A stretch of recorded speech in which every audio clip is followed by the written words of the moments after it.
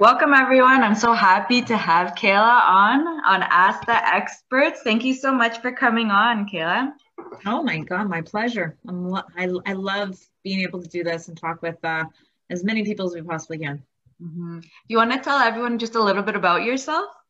Okay, so my name is Kayla Andrade. I've been a landlord for since I was 18. Oh my goodness.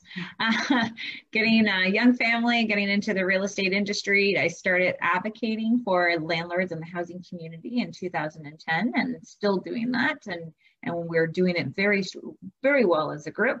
Got into property management a year ago after 10 years of landlords wanting me to manage their properties. After that, I also became the national ambassador to Landlord Credit Bureau, so that we are encouraging as many landlords to check out Landlord Credit Bureau so that you can report your tenant's monthly payment history for rent as well as utilities. No consent, no judgment needed. This is bringing fairness and balance to the housing industry as I continue to lobby for changes for a fair and balanced housing system for good landlords, good tenants, and taxpayers. Wow, been doing that for a little bit, eh?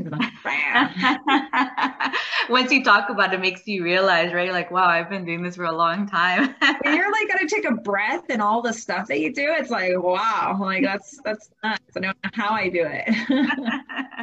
I just love doing it. I think that's what keeps me going. I love doing it because we're seeing changes. We're seeing a voice for the small mom and pop landlords now, and we're seeing that there is different products and different services that help landlords in order to continue to be good landlords in Ontario. So it's working out really, really well. That's awesome. Yeah, and that's awesome to, yeah, when you see, the changes that you're trying to help bring on and when you see them coming. And talking about that, actually, that's a good segue into what changes have you been seeing this year happening or coming up? So right now, the landlord and tenant board, of course, as you know, it went from Microsoft into Zoom, which is starting to keep things very straight and narrow when it comes down to being able to host these different type of hearings and not have so many interruptions. From the time frame of you filing your application and actually getting a hearing, that is supposed to change by the end of the year. We're supposed to see this between 4 to 6 weeks, fingers crossed. But again, it's still hopeful. We still tell our landlords who are experiencing delays with the Landlord and Tenant Board to make a complaint with the Ontario Ombudsman. We're going to be calling on the Ontario Ombudsman very shortly now to come out with the report because they've been actively investigating the Social Justice Tribunal, the Landlord and Tenant Board, for quite some time now. They've been communicating with the chair of the Landlord and Tenant Board, and now it's time that they come out with their report, because even though we see some changes coming, especially on the Attorney General, they're going to make an online communication portal in a way for us to have an open dialogue with dealing with the Landlord and Tenant Board. It's supposed to model what BC has going on, so I haven't really found too much of what's happening in BC, but I know that they're not as mad and irritated as we are here in Ontario. So we have that happening. Of course, everyone knows that the eviction ban has now been lifted as of the 3rd. Many people are asking about, oh, well, I didn't go to the board because I heard about the eviction ban. It's like, no, always make sure that you're still filing your applications at the Landlord and Tenant Board. They're still doing hearings and they're still technically issuing orders, and you can still file those orders with the sheriff's department, but they wouldn't be able to enforce them unless it was an illegal act or safety. So making sure that you guys are still following the protocols on getting that done. We're hearing that it could be about a 5 to 6 week delay with the sheriff, but then again, let's see how we can get them to hire some more people in the meantime, because they don't want to hire too much if that's not the norm type of traffic. But you and I both know we still needed a little bit more sheriff. So I'm hopefully able to get the sheriff on one of my Facebook Lives soon enough. And that way he can give you a sneak peek of what their process looks like. So lots of changes happening. We just got to continue to keep helping each other out with that day-to-day operation, the management of tenants, and making sure that we are indeed communicating with our elected officials on all levels, even though they may be from, a different party and you think that they don't care. Just register and get that letter to them and CC me, olwlandlords@gmail.com. CC me in that email So that way we can have an idea of how many emails are going to the elected officials, what elected officials are actually responding back, and how. But we are going to be able to, keep tabs on these people. But again, we got to make this an election issue, just like they are. Yeah, wow, that's it. There are a lot of things going on, and I didn't realize, yeah, about the evictions that so so they were still then allowing some evictions to happen. It's just as you said, like if they're illegal, then those evictions can still happen. If there was an illegal act or a legal safety issue and you were granted an expedited hearing at the Landlord and Tenant Board and they expedited that hearing eviction because of legal act or safety, yes, they were still able to enforce those type of evictions through the eviction ban. We better not see another one. This is enough. With all the news that's coming out now regarding masks and vaccines and just the states getting back to life again, I think we have to learn how to start dealing with this. And there's a question. Do you want to come on and ask your question, RW? I don't know what RW is, or should I ask it? You can read it because I can't see. No worries. I will definitely read it. Don't worry. I guess they probably don't want to come on. So has evictions resumed now and the stay-at-home order ended? Oh, yes. As of the 3rd of June, the stay-at-home order was lifted. So same with the eviction. So the notices from the sheriff's offices have been sent out. So now you just have to wait through that time frame and where they send the notice to the tenant informing them that they are coming. So at least we have that going on, guys. Fingers crossed. And it's not that we're horrible people. This is not about the concept that you would want to wish somebody out of their home. This is about the concept that these are people who are abusing the system. They were abusing the lockdown and they never paid a single dollar for rent, because there is a lot of different programs out there that help people in financial hardship situations, especially here in Ontario, and where they can get rent relief and they can also get relief for utilities. So this is about our due diligence as investors to keep an eye on these type of programs, guide our tenants to these different type of programs, so that when you go to the Landlord and Tenant Board to ask for that 11-day standard eviction order, you can say that you've worked with your tenant through that payment arrangement, you've guided them through different programs to help them through their difficult time, and that they haven't paid a single dollar towards their rent. I don't know why rent is literally the only thing in the world, that in Ontario at least, that you can get away with not paying, but luckily now that you can report those payment histories of your tenant to Landlord Credit Bureau, this is now a great way to keep your good tenants in good behavior of paying all the time, and this is a way to put consequence for tenants who think that they're just going to get away with it. Completely agree. And since you've segued into that, would you like to talk a little bit more about how it is, what the application, like how it is to set it up, or the application process to get into the credit, was it the Landlord Credit Bureau? Okay, so that's awesome. Okay, so right off the bat, if you could check out landlordcreditbureau.ca. So they're in the States and they're in Canada. So good, landlordcreditbureau.ca. There is a yearly membership, or you can go monthly. If you are wanting to do it monthly, just try it out. There's no contract. You can use OLW15 as a discount code for 15% off your premium membership. And then you're being charged 60 cents per lease per month. So if you have 5 people on the lease, you can report 5 people every month to Equifax, and this is a way for you to reward your good tenants for paying on time. You're going to be able to help them grow their credit. And this is something that is going to be very attractive to your tenants to want to come with you.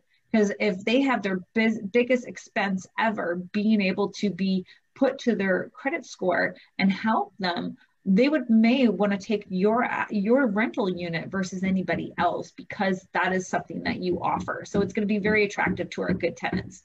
And then it also helps you do your screening. So through my screen, that's why I get so excited, and I smile when I talk about it, because I have a unit up for rent. It's 3 bedrooms, 2 bath, here's the garage, and the tenants are loving it.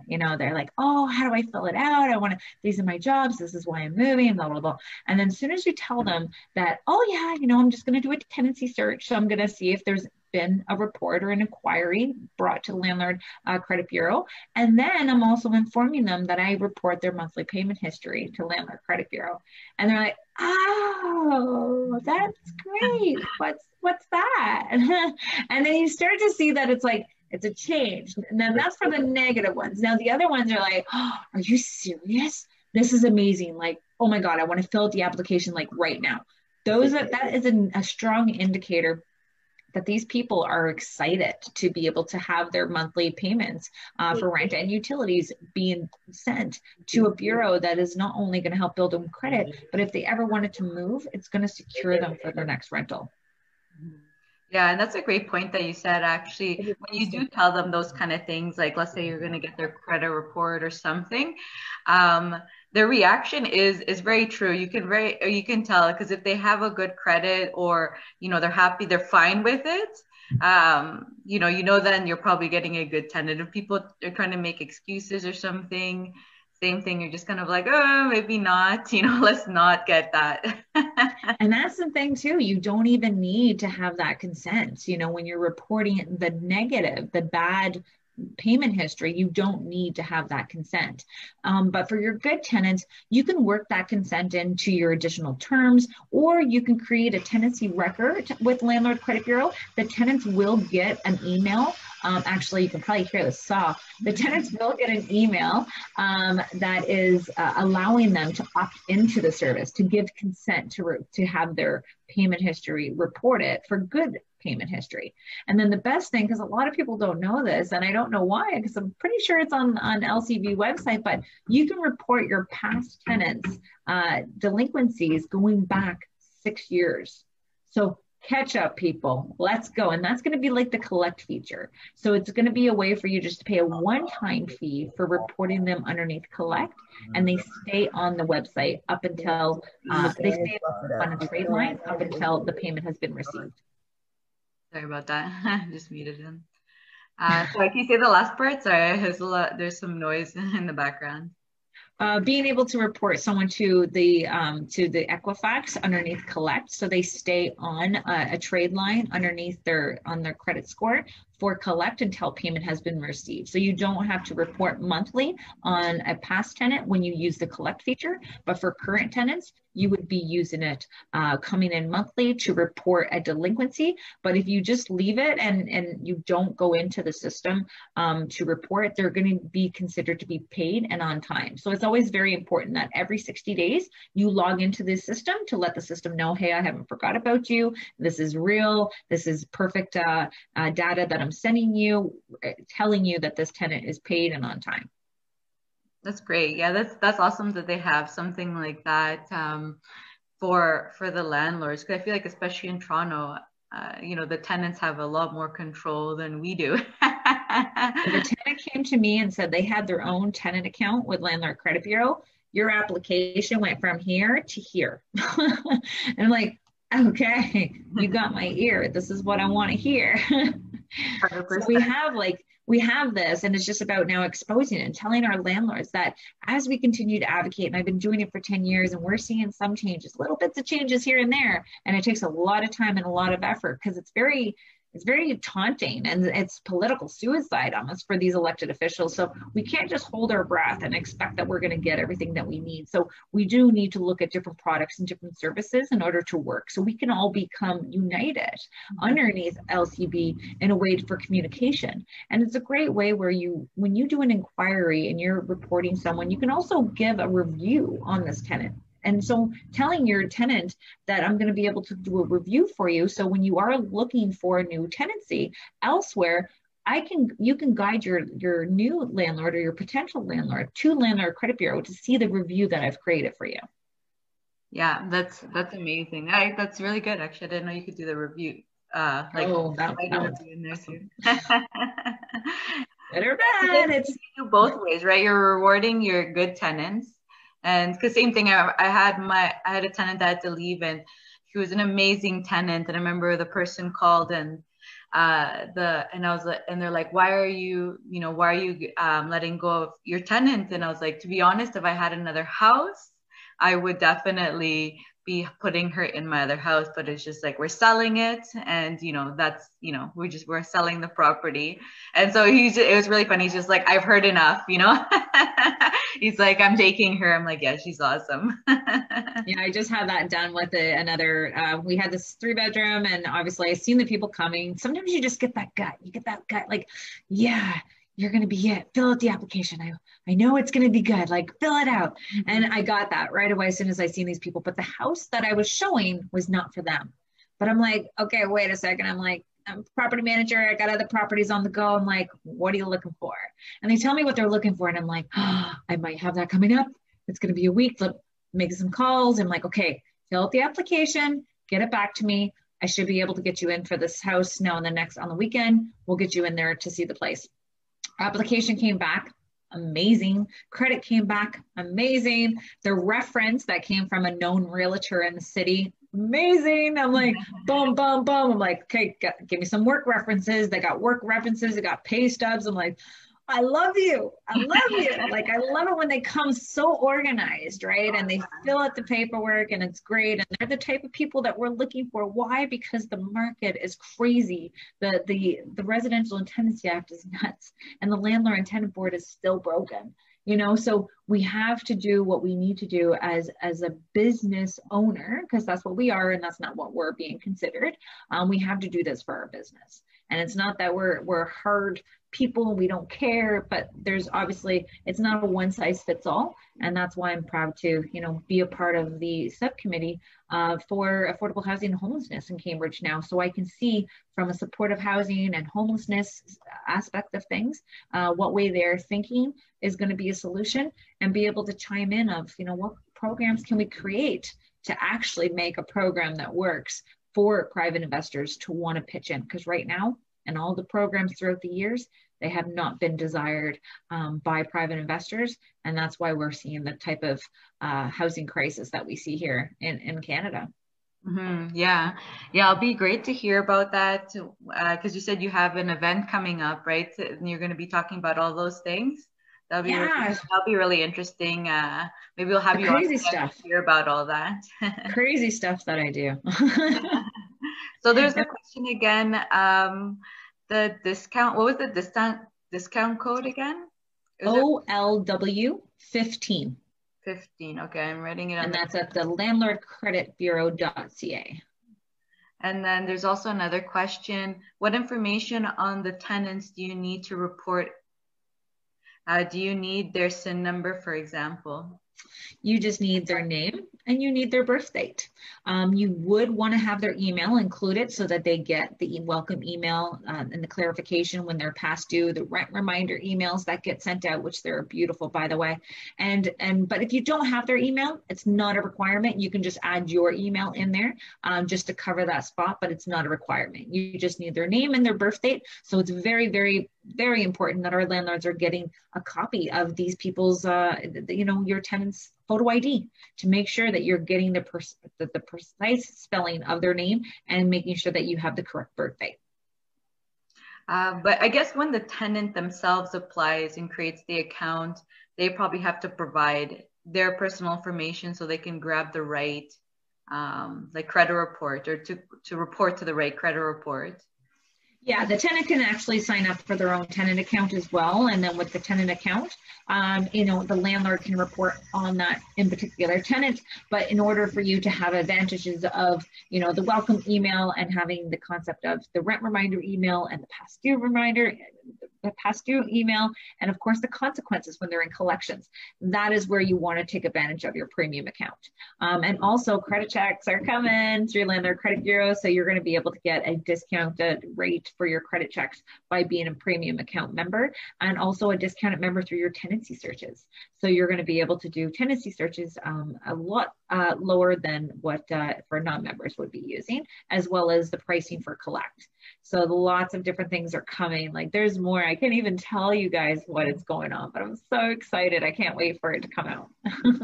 Oh, interesting. So then, so it doesn't actually go into their credit report yet, right now it's just in like the credit bureau, like they have their own separate database. Is that how? No. So Landlord Credit Bureau, as right now, landlords are able to report their tenants' monthly payment history for rent or utilities. It goes to LCB, which gets put into Equifax. The new that's coming out, that is actually the credit checks in itself. So you got that's like a separate, we report to the agency, and then it's like pulling from the agency. So the pulling of the credit report is just around the corner, but this has already been established where you can indeed report the monthly payment history. And that is what's changing the rental industry. And we have to do as much as we possibly can. If you know about it, start telling everyone about it. It's the best thing that we can do to be able to advocate and to protect ourselves while we are still trying to promote our good tenants. And that's what I've been looking at. Like when I started advocating for landlords, I was raw landlords all the time. And I was like, they're not really listening to me. They're listening to me a little bit, but it's 4 years of not really getting anywhere. And I changed the tone. I'm like, help landlords, help tenants. Help us, help you, help them, right? And that's when the doors started opening up a little bit more. Then we started talking about, okay, we have our big landlords, we have our small landlords. What is that definition? Obviously, we got the big ones that can handle a blow, and then we have the small ones that can't. Now let's look at it now from a tenant side of it. Every time we have an article that comes out, it's like, oh, tenants this, tenants that. No, we need to divide the tenants. We have good tenants, we have bad tenants. And we have tenants that are just barely making by, they are the ones that we really need to be helping, is that we have our good ones and guiding our ones that are barely making by, but the bad ones, they are ruining it for the rest of them. They're like a bad apple in the bunch, or I wouldn't say a bad apple. I would say like a bad potato. You know how that one bad potato in the bag, like makes them all go, they're going to be called our bad potatoes from now on. Yeah. So let's see, does anyone have any questions before I continue? I'll give them a second or two to see if anyone wants to come on and ask any questions, if they have any tenant problems that they would like to ask Kayla. If the landlord has an account with the LCB, can their administrative assistant enter the monthly credit info payments? Yes, you can. Just inform you be able to have two different accounts there, one for the login, just so that they know exactly who's logged in. Just make sure that you tell Landlord Credit Bureau that you would like that extra account there on the side for your assistant to be logged in order to do that for you. That's great. You're welcome. I seen that. I had two sets of glasses, and my baby just took the one, stretched it so bad. Then I was wearing my sunglasses because they were prescription, and I would people are looking at me all weird in the grocery store wearing these big sunglasses. I'm like, but I can see all the aisles. And then I fell asleep and left them on my bed. Oh no! Take sleep with them, so now they need to get fixed. Oh no! So I gotta get them. I got you covered. That's why we gotta rewatch this after. I'm like, how squinty was I? So then let's get to now a question of just helping our landlords bring in the right tenants. So what are the steps that you would take to make sure that you're, getting the right tenant in? Like, what do you look for in a tenant, just however your process is? Starts off with your house. What are you renting out? We have many different options where the place is under renos. You really don't want to show it under renos, or you got few minor problems in the house. Let's get that fixed up. And if you can't fix it up based on the timing, because you want to get this place rented, when you're showing the unit, making sure that you're highlighting what needs to be done in that property to all of the tenants, to ensure that you are a good landlord and that you are going to be fixing this before move-in, right? Because the good tenants look at that going, okay, well, this is not fixed now and you're showing it to me. Tenants have come and they fix they play with the stove, or they play with the fridge, and they look at the faucets, making sure all that's running. Because if they see that that's that's the way you're showing it, they think that's the way they're going to get it when the time comes. Then as they come, it's about being as friendly as you possibly can. Try not to grill them about, oh, you want my unit, where's your job, are you working, how much do you pay? This is more about, let's do a character check. What your paperwork is going to do is going to give you all that information. Where's your job, how long you've been there. But it's like, oh, what do you do? Do you work here in town? And that's where they're going to be like, yeah, I work here. And because that's a nice entryway into finding out what they do for work, but in a casual way where it's like, oh, do you work in town?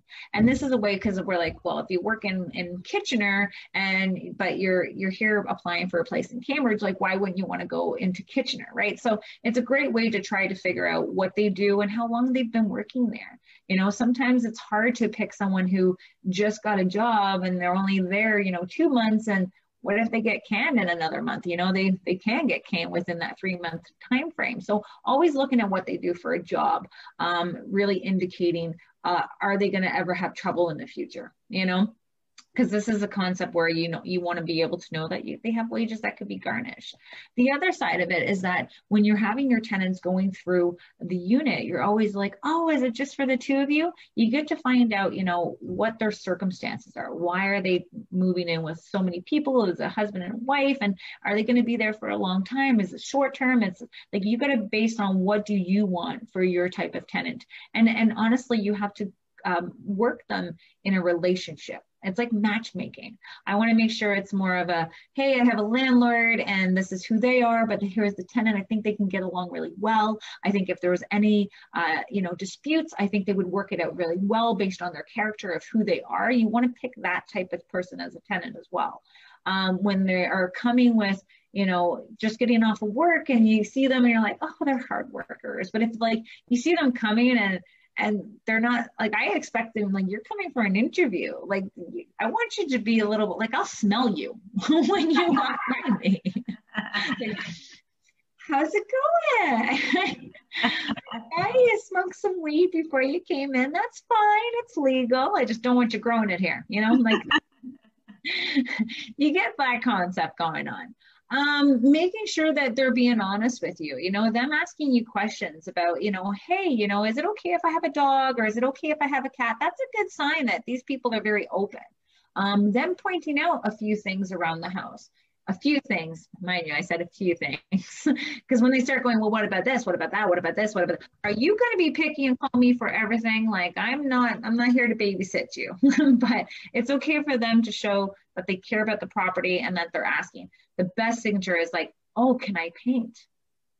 Can I buy the wood? Can I put a digital lock on and give you guys a key? These are things that are very good to know that this person actually wants to not only live here, but they want to invest their own money into that home. And again, it's up to you. You can reimburse them, as a thank you, because obviously it's going to stay within the property, or because they plan to live there for a long time. And then, and that's the case, this is your home. Always making sure that you're being upfront with them and telling them, listen, I'm a very easy landlord to get along with. I will make sure I will do whatever I can to be here to fix anything if anything breaks. But I am very prominent on rent be on the first. And keeping the place clean and enjoyable for others in the property, because if not, I will lay down the law and you're not going to like me, because I'm a likable person. I'm getting really friendly and I'm being blunt with them, but doing it in a very nice, casual way, and not trying to be very harsh and like, I will be here doing inspections. You hear, it's easier to catch, more flies with honey than vinegar? Yeah, so that's the type of tactics that I use when I'm, approaching these type of tenants, and you'll get to see that reaction back from them. And even though that you're ready to sign with them and getting that paperwork signed and saying that, hey, you still regurgitate the rules, regurgitate that we are doing inspections, we are going to be reporting your monthly payment history. I do not tolerate payments to be late. If I do, I will give you notice for it. And I always like to tell my tenants that I put you on a month-to-month basis, not a yearly lease, because if you're not happy and it's not working out here, I don't want you stuck. Just give me 60 days notice. tell me what's going on, and I'll make sure that I work with you, because I'm a very reasonable person to work with. And then if they do have trouble, don't always think that, oh, we got the wrong one, or, sometimes people do fall into financial hardship. Handle them with care, handle them with kindness. That's your business, that's your clients. So you really need to handle it very delicately, because if not, if you handle one situation wrong, that can throw off the entire balance of that relationship.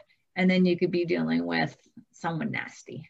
So making sure that you keep everything on a very business format, but very casual at times. Don't invite them over for dinner. Don't add them on Facebook.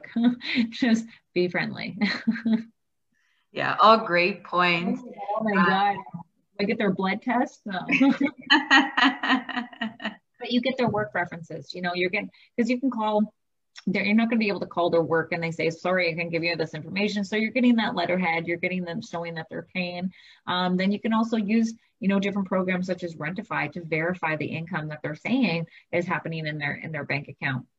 So we have a lot of different tricks that we're going to be able to kind of cover, but it's going to be based on the unit, based on the people coming. And it's just like, if you have a question about that you think with your gut, then you got to know what that question would be and what the response will be. So it's almost like whack-a-mole.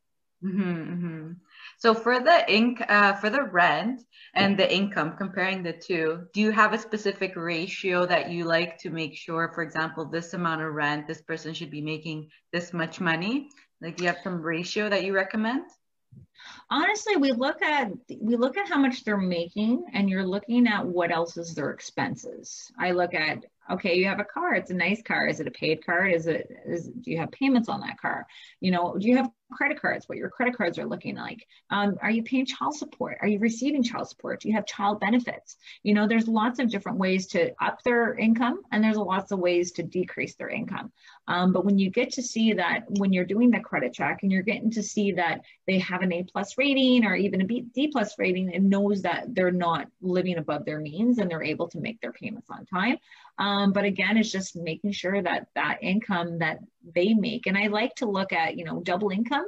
Double income's great and it looks really well, but what do you do when you have double income? Both of them make a lot of money, but you have this person over here is one income, right? At least the double income, if one loses one, but the one is still higher, that is obviously going to be a better candidate, because even if one stops working, at least you still have that extra income to kind of work on. Then you have another person who makes crazy income, but what if they lose their job? But then again, they can go and get a roommate, So there's lots of it's going to be based on the character of that person that you're looking at.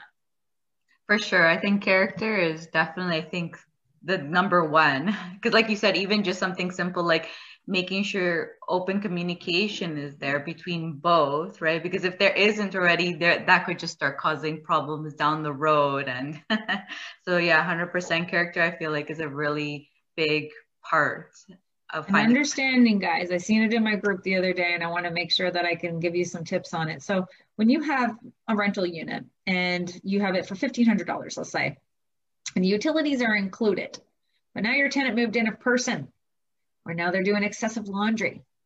This is something where it can cause the relationship to go downhill very quickly, right? So what I would technically, recommend or suggest is that you look at a cap. If there's two units, and saying that if the utilities go over a certain amount of money, then it goes 50-50. Kind of working it that way, versus trying to determine and attacking the tenant because you don't want that extra person inside of the unit.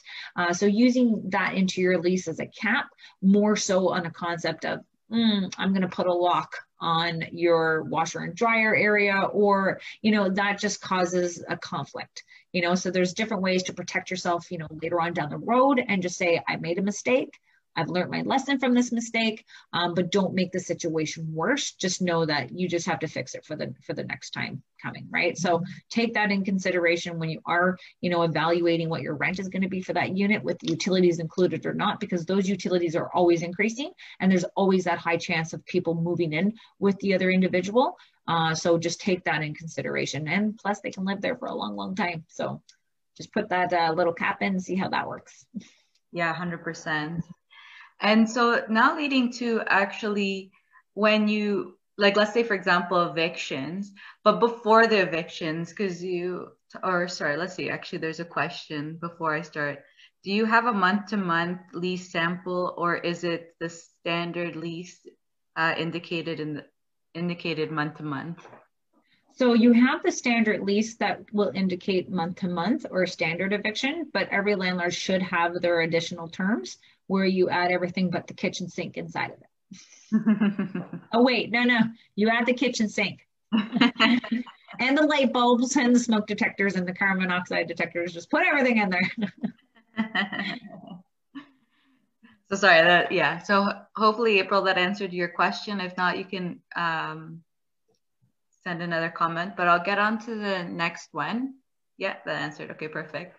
So sorry, getting back to, so before the eviction part, or just understanding the process, for example, because you were talking about before that, you want to work with them first before going through, or I don't know if it's before going through, but if they're having problems, let's say paying, like how does the application process work compared to working with them, and going through, let's say, that whole process? From working with them and then the application, like the notice. Yeah. You always give the notice while you're working with them. So giving the notice to your tenant on the second or the third of the month, as soon as you start to see that obviously nothing's coming in and you want to show that this is a business, this is paperwork, it's nothing personal, it's just business. And giving that paperwork, especially in the beginning of their tenancy, they know that this is just protocol and at least you're ahead of the game. Now, when you haven't had that notice to them, you can say, hey, I just have to give you this notice. I'm willing to work with you though. Here's this payment agreement plan. What can we do? What can you afford? And also, I've been doing some research for you. Here are some links to different service managers in the province that can help you out with rent relief and also relief for different utilities and different. So that way, if you're able to save on utilities, now what's going to happen is those funds that you save can now help you with your rent. So it definitely is very good to be able to communicate with them. They're going to say, I know that you are in a hardship, by these programs being used, you should be able to make your payments to us by this time frame. And by that time frame, if you haven't received that initial payment, at least it's a payment, then you need to proceed with the L1 application at the board. And that way everything is document. So that when you go to the board is that they're not going to pull, section 83 saying that they want the adjudicator to refuse or delay the eviction. You want them to issue a standard order because you tried to work with them. They refused to work with you. You guided them to funds that they haven't taken advantage of. And this is why you're asking for the standard order. But always giving that paperwork, and it's just in the manner of you serving it to them. I'm just saying, hey, I know you're having some difficulties, but I just have to give this. It's just protocol, blah, blah, blah. But I'm willing to wait until this time frame. So just let me know, keep me in the loop, and that way we can work together on this situation. Okay. And so let's say when you give the notice, like what's the latest allowed to give the notice? Like, do they have a time frame for the landlords to provide that notice to the tenant?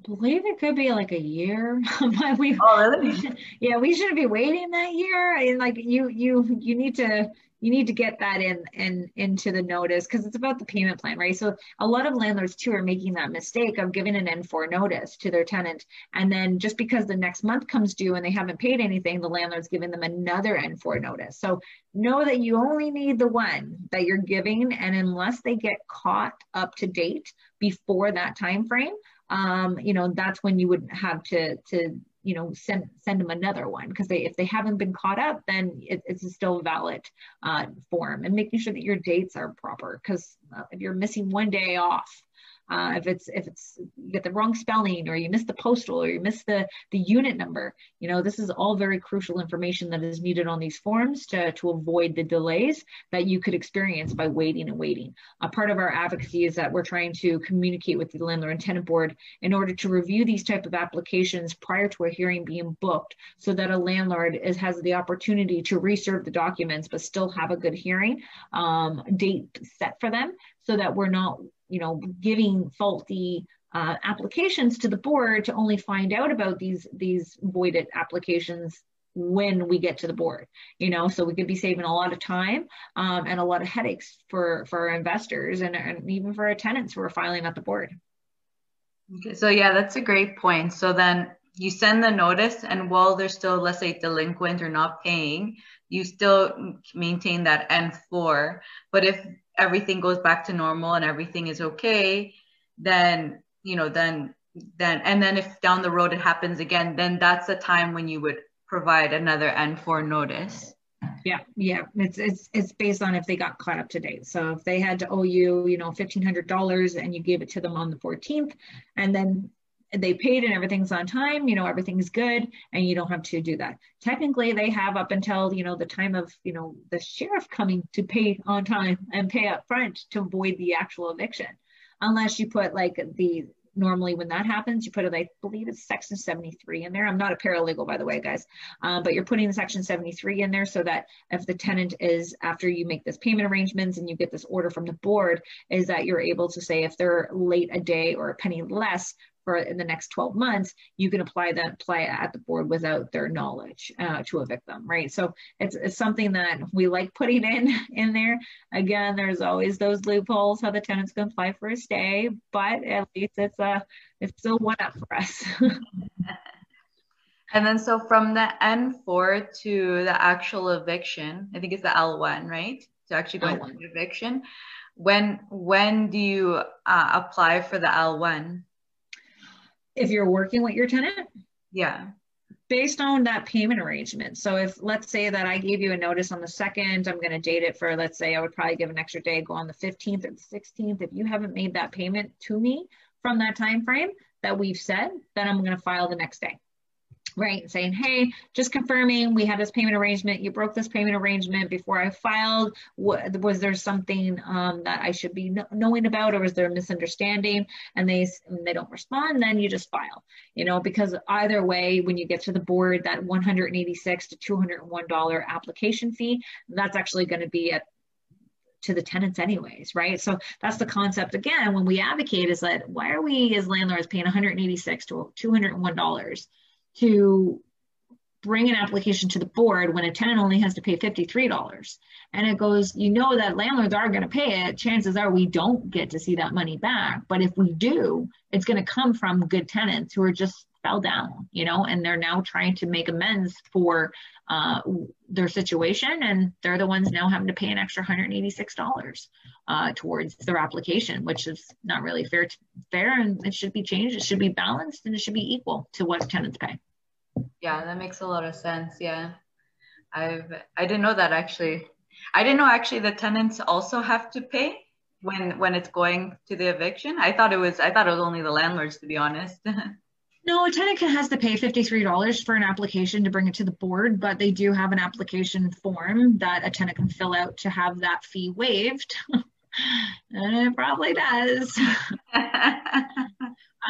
And then the landlord, obviously, when they have their judgment, you put down exactly what the filing fee is, and that's included within the order. And then, of course, our sheriff cost of, usually here in my area, it's about $350 to get the sheriff here. So really encouraging and potentially hiring private bailiffs, something that, they already started talking about, and it just kind of fell through the cracks.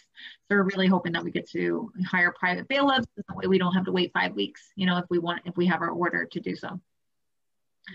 Even looking at privatizing the landlord and tenant board wouldn't be such a bad idea too. Make some competition. Pull up your socks.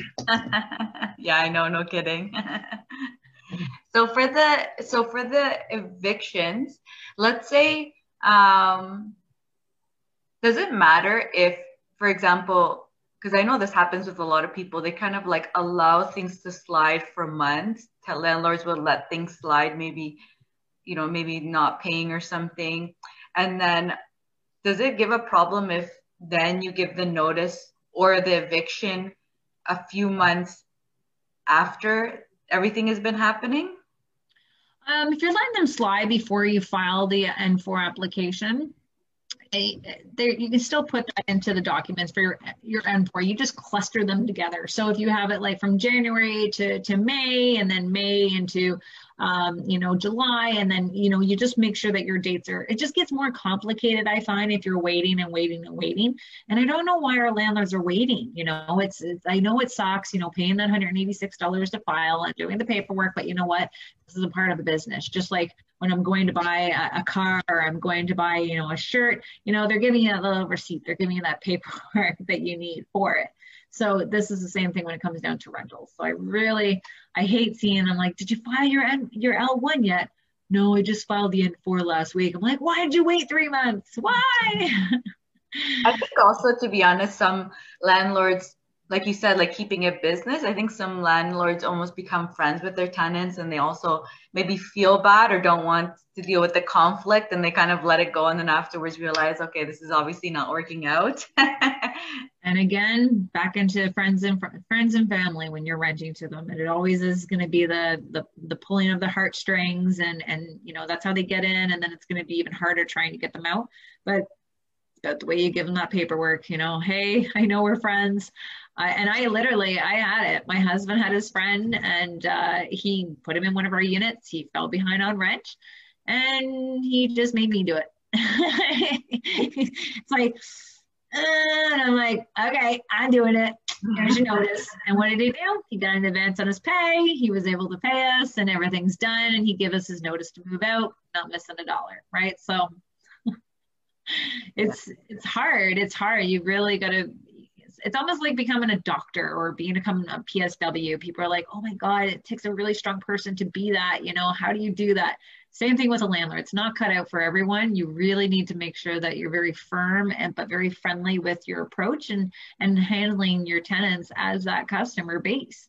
And you're going to try to just like a welcome, gift when they move in, and having a little, here's a little Tim Hortons coffee. So when you're done moving in the morning, you go to Tim Hortons, have your coffee, and sit in your new home on your deck. It's going to be great for you, and having that welcome, it really builds that relationship where if they are having problems, they feel like they don't want to let you down either, because you built that relationship. But do not invite them over for dinner. You can give them a Christmas present for sure, but don't invite them over for Christmas dinner. Yeah, you got to keep it business. Yeah, it happens. Yeah, it does. It does.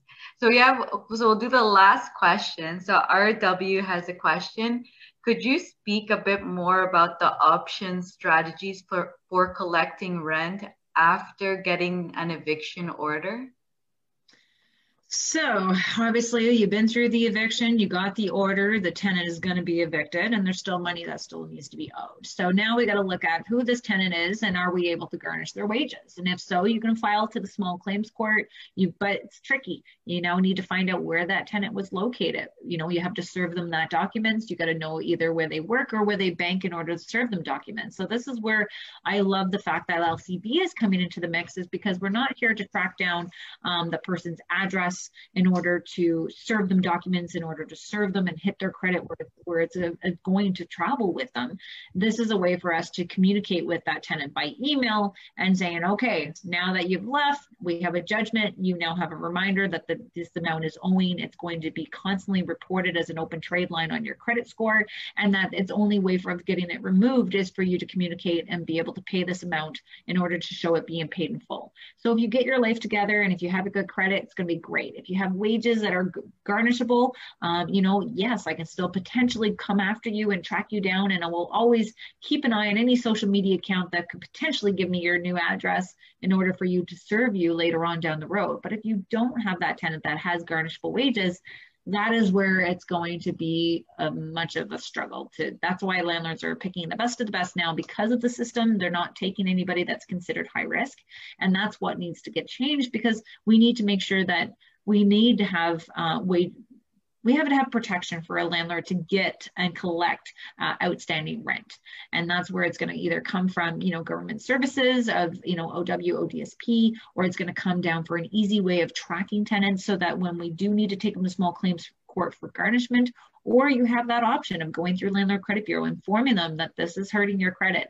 It's going to hurt your credit for when you need a loan. It's going to hurt your credit for when you need to go and get your own mortgage one day, or it's going to prevent you from getting the next rental, because our landlords, we're getting taught really quickly on how to do our tenant screening. And that is what our main focus is as these pandemic has hit, is we need to tighten our screening process. And that's what we've all been doing. That's what we've been teaching. That's what we've been guiding other landlords to do in order to prevent us from getting a tenant who's taken advantage of this COVID and now are into our rental units because we didn't do our due diligence. Now the eviction ban is lifted. We got all of our spidey senses going crazy right now for landlords. We're like, okay, evictions are happening, guys. Like, sound the alarms, make sure that you're asking for that proof, showing that you were able to make payments through COVID. If not, show us your payment arrangements that you had with your landlord for that time frame. You know, why are you moving? You know, really get into that fine detail. Don't grind them. Remember, you got to be their friend. Ask them casually of why they're actually trying to move, and doesn't make sense. You know, that is the overall goal that we have to work with, because even though we have landlords who own single family homes, the tenants are in those single family homes, and the tenants come to other units and saying, oh, well, we own our home here. We're just selling right now. We're going to rent for a bit. I'm like, why? No. Stupid move. I'm sorry. It's just, I don't see it. You've had this property for so long. You're not trying to move out of the province before you rent for a little bit. You just want to move and wait to see what the market is happening. No, like, you hold on to your house. Yeah. So even though we're just, you know, speculating on some things, sometimes you just got to go with that gut, you know, go with, does that make sense? You know, would you do that as a person? Is it a smart move to make? And do you want that smart person living in your property? 100%. Thank you so much. RW, did that answer your question? I know, I guess I get sidetracked so much. No, but you always provide such valuable information, though. Yes. So thank you so much, Kayla. It was awesome having you on. Yeah, everyone enjoyed the information you provided. You always provide so much value. Thank you, everyone. I love it. I can actually see the comments popping up there, and it just get a little closer. Yeah, keep yourself motivated. It's a great business, guys. It's a little challenging right now, but just play your cards close and just know that this is a business that you're here to protect, and it's a really good thing to do for yourself, for providing supply and demand, and become your voice to the elected officials when it happens, and tell as many people about Landlord Credit Bureau as you possibly can, so that we're all united underneath one umbrella. We're able to report, we're able to pull, we're going to be able to collect on there, and we have much more that's on the way. So we'll make sure that I keep you informed, and thank you for being a part of my community of Ontario Landlords Watch and being a part of what Diana has created, because I think what she does and her time and effort that she takes on her Saturday to make sure she's giving you guys valuable information to keep you succeeding in this rental industry, to give you that financial freedom that you're looking for. Oh, thank you so much, Kayla. That's awesome to hear. And yeah, thank you. And any other contact information that you like to give them? If anyone wants to contact you, or of course, they can get me on Facebook, Kayla Andrade on Facebook. You got that picture that I had a selfie that I took while I had a babysitter for the night and I was drinking.